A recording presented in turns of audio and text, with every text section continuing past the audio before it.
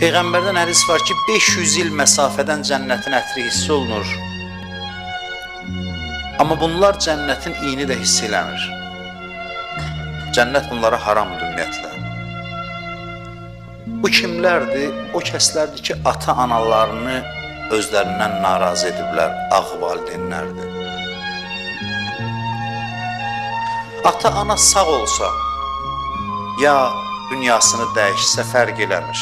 Bu mövzu bağlanmır, bitmir.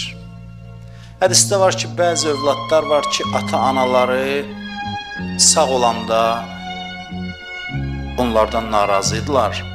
Dünyadan köçəndən sonra o qədər onları yad elədi savabla ki, razı saldı.